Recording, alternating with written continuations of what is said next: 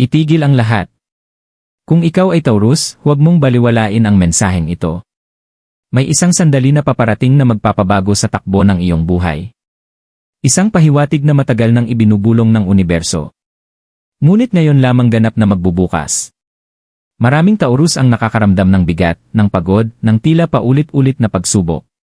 Ngunit pakinggan mo ito ng mabuti. Ang gulong ng kapalaran ay umiikot na pabor sa iyo. Kung naririto ka ngayon, hindi ito aksidente. May isang lihim na mensahe ang nakalaan para sa iyo. Isang tanda ng swerte, pag-angat at bagong simula. Manatili ka dahil kapag nalampasan mo ang sandaling ito, maaaring hindi na ito muling bumalik. Maligayang pagdating sa Cosmic Oracle Divine. Ang banal na espasyo kung saan nagsasalita ang mga bituin. At ang mga lihim ng kapalaran ay dahan-dahang inihahayag. Sa gabay ng enerhiya ng universo, binubuksan natin ang mga pinto ng kamalayan. Lalo na para sa mga anak ng Taurus.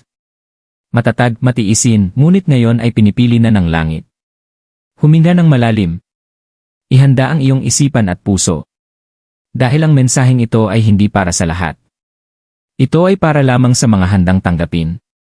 Ang malaking pagbabago na paparating, Taurus, ikaw ay kilala sa iyong tibay, sa iyong katahimikan sa gitna ng unos. Ngunit kahit ang pinakamatibay na lupa ay napapagod din. Matagal mo nang pasan ang bigat ng responsibilidad. Pera, pamilya, pangarap at mga tanong na walang kasagutan. Ngunit ngayon, may kakaibang paggalaw sa enerhiya sa paligid mo. Parang may humahaplos sa iyong balikat at bumubulong. Panahon mo na. Ang universo ay hindi kailanman nagmamadali. Ngunit ito ay laging dumarating sa tamang sandali. At sa sandaling ito, Taurus, ang iyong mga tiniis ay nagsisimula ng magbunga. May isang pinto na matagal nang sarado. Isang oportunidad, isang biyaya, isang sagot. Na unti-unti nang bumubukas. Hindi ito darating na may ingay o babala. Kundi dahan-dahan, halos hindi mo mamamalayan. Hanggang sa mapansin mong hindi na pareho ang lahat. Kung nakaramdam ka kamakailan ng kakaibang kaba. O bigla ang pag-asa na hindi mo maipaliwanag. Iyan ay hindi guni-guni. Iyan ang senyales na ang iyong kapalaran ay gumagalaw na. Ang swerte na paparating ay hindi basta regalo. Ito ay gantimpala. Gantimpala sa iyong pagtitiis. Sa iyong pananampalataya kahit gusto mo nang sumuko. At sa iyong katahimikan kahit sugatan ang puso. Taurus, huwag mong maliitin ang mga simpleng senyales. Isang mensahe, isang panaginip, isang biglaang ideya. Doon kadalasang dumadaan ang mga sagot ng universo. Manatili kang bukas. Manatili kang handa.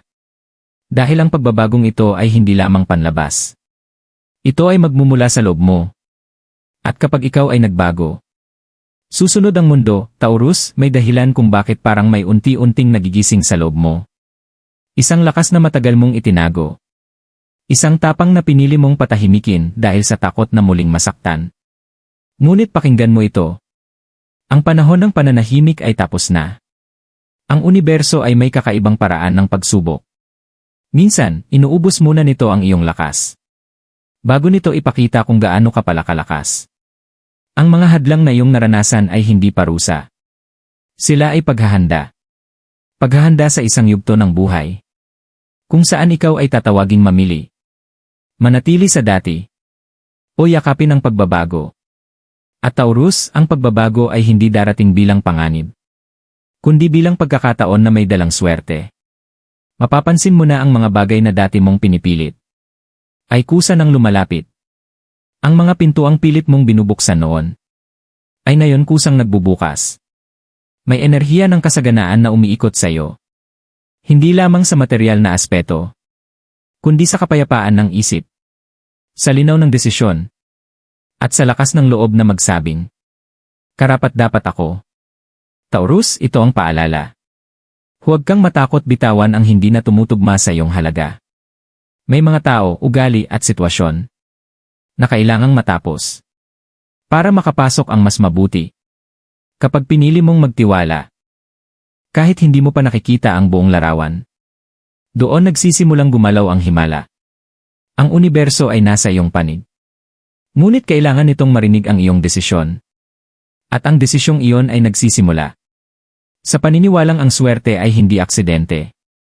Ito ay tinatanggap, Taurus, may mga sandali sa buhay na tahimik ngunit mabigat. Hindi dahil may nangyayaring masama, kundi dahil may malaking pagbabago na naghahanda sa likod ng tabing. Kung napansin mong tila humihiwalay ka sa mga dating nakasanayan, sa mga bagay na dati mong kinakapitan, huwag kang mag-alala. Iyan ay hindi pagkawala. Iyan ay paglilinis ng espasyo para sa swerte. Ang universo ay hindi nagbibigay ng bagong biyaya kung puno pa ang iyong mga kamay ng luma. Kaya bago dumating ang mas malaki, kailangan munang bumitaw. May isang yugto na papasok sa iyong buhay, kung saan mapapansin mong mas malinaw ka ng mag-isip. Ang mga desisyong dati ay mahirap gawin, ay ngayon tila kusa ng nagiging tama. Ito ang tanda na ang iyong espiritu ay nakaayon na muli sa tamang daloy ng kapalaran. Taurus, hindi lahat ng biyaya ay dumarating bilang kasiyahan agad. Minsan, dumarating ito bilang tapang. Tapang na magsabi ng tama na. Tapang na pumili ng sarili. At tapang na magtiwala kahit walang kasiguruhan. Ang swerte na nakalaan sa iyo ay hindi lamang isang pangyayari. Ito ay isang pagbabago ng direksyon. Mapapansin mo na ang mga hadlang ay hindi na kasing bigat. Ang mga problema ay hindi na kasing talim.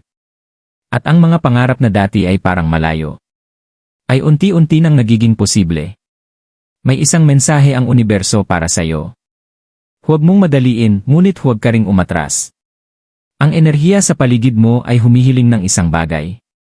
Hindi sakripisyo, kundi paniniwala. Kapag pinili mong maniwala na ikaw ay karapat-dapat sa mas magaan na buhay, doon nagsisimulang magbukas ang mga pintuan na matagal nang naghihintay. Taurus, ang pagbabago ay hindi biglaan. Ngunit kapag ito ay nagsimula, wala nang makakapigil dito. At sa sandaling iyon, mapagtatanto mo na ang lahat ng pinagdaanan mo ay may dahilan. Hindi ka sinubok para masaktan. Ikaw ay hinubog para umangat. Taurus, may mga biyayang dumarating nang hindi ipinagsisigawan. Hindi sila kumakatok ng malakas. Hindi rin sila humihingi ng pansin. Ngunit kapag naroon na sila, binabago nila ang lahat. Kung minsan, mapapansin mong mas kalmado ka na kaysa dati. Hindi dahil nawala ang problema, kundi dahil nagbago ka na. Mas malinaw na ang iyong mga hangganan. Mas tahimik na ang iyong puso. Mas buo na ang iyong tiwala sa sarili. Ito ang senyales na ang universo ay kumikilos sa iyong panig. May mga pagkakataong mararamdaman mong may naalis sa iyong buhay. Isang tao, isang sitwasyon, isang emosyon. At sa unang tingin, parang kawalan ito. Ngunit sa mas malalim na pagtingin, iyan pala ang daan para sa mas malaking biyaya. Taurus, hindi ka inaalisan. Ikaw ay inililigtas. Ang enerhiya na pumapalibot sa iyo ngayon ay humihiling ng katahimikan at pagtitiwala. Hindi mo kailangang ipilit ang lahat. Hindi mo kailangang patunayan ang iyong halaga. Ang kailangan mo lamang ay manatiling bukas sa mga senyales na dumarating sa anyong simple. Isang biglaang ideya. Isang kakaibang pakiramdam ng kapanatagan. Isang desisyong hindi na nakakatakot gawin. Doon madalas dumadaan ang swerte. May isang yugto sa buhay ng Taurus, kung saan natutunan niyang hindi lahat ay kailangang kontrolin. At sa sandaling iyon, doon nagsisimulang gumalaw ang mga himala. Ang universo ay gumagawa ng paraan na ang tamang oportunidad ay dumating sa tamang oras. Hindi huli. Hindi rin maaga. Eksakto kung kailan handa ka na. At kapag dumating iyon, mapapansin mong ang dating mahirap ay tila magaan na. Ang dating malabo ay nagiging malinaw. At ang dating malayo ay unti-unting lumalapit. Taurus, ang swerte ay hindi laging ingay. Minsan ito ay kapayapaan. At kapag nahanap mo iyon, makikita mo na ang tunay na kayamanan ay nagsisimula sa loob. Taurus, may isang sandali sa buhay na hindi mo na kailangang maghintay pa. Hindi dahil handa na ang lahat, kundi dahil handa ka na. Ito ang yugto kung saan ang universo ay humihinto sandali. At tahimik na nagtatanong sa iyo, pipiliin mo ba ang luma o ang bago? Ang pagbabago na paparating ay hindi sa pilitan. Hindi ito ipipilit sa iyo. Ito ay ihahain. At ikaw ang magpapasya kung tatanggapin mo Mararamdaman mo ito sa loob mo. Isang biglaang lakas ng loob. Isang malinaw na boses sa isip na nagsasabing, kaya ko na. At sa sandaling sundin mo ang boses na yon, doon magsisimulang gumalaw ang lahat. Ang mga oportunidad na dati mong pinagdududahan ay magkakaroon ng linaw. Ang mga pangarap na dati mong ipinagpapaliban ay maghahanap ng espasyo sa iyong buhay. Taurus, ang swerte ay hindi lamang dumarating. Ito ay inaanyayahan. Kapag pinili mong magtiwala sa sarili mo, kahit hindi mo pa alam ang buong mangyayari, doon nagsisimulang magbukas ang mga pintuang matagal nang nakalaan para sa iyo. May mga tao na biglang mawawala sa iyong landas. May mga sitwasyon na kusang matatapos. At kahit masakit sa una, mapagtatanto mo kalaunan na kailangan pala yon para ikaw ay makalaya. Hindi ka iniiwan ng universo. Ikaw ay inihahanda. Sa sandaling yakapin mo ang pagbabagong ito, mapapansin mong ang bigat sa dibdib ay gumagaan. Ang takot ay napapalitan ng pananabik. At ang pag-aalinlangan ay napapalitan ng tiwala. Taurus, ito ang huling paalala bago tuluyang magbago ang lahat. Huwag mong maliitin ang kapangyarihan ng isang desisyon na ginawa mula sa paniniwala. Dahil minsan, isang hakbang lang ang pagitan ng dating ikaw at ng bagong ikaw na puno ng swerte. Taurus, kung umabot ka sa bahaging ito ng mensahe, hindi ito nagkataon lamang. Ibig sabihin, ang iyong espiritu ay handa ng tumanggap. Ang universo ay nakinig sa iyong katahimikan. Nakita nito ang iyong pagtitiis. At ngayon, ito ay tumutugon. Isara mo sandali ang iyong mga mata. Huminga ng malalim. At sa iyong isipan, ulitin mo ito ng may paniniwala. Tinatanggap ko ang pagbabagong nakalaan para sa akin. Karapat-dapat ako sa swerte at kasaganaan. Pinipili kong magtiwala sa aking landas. Dahil kapag binigkas mo ang mga salitang ito mula sa puso, ang enerhiya ay nagsisimulang umayon sa iyo. Taurus, huwag mong ipagwalang bahala ang mensaheng ito. Ang swerte ay hindi hinahabol. Ito ay ina-activate. At ang unang hakbang ay paniniwala. Kung naramdaman mo ang lakas ng mensaheng ito, ay comment mo ang salitang I claim thee.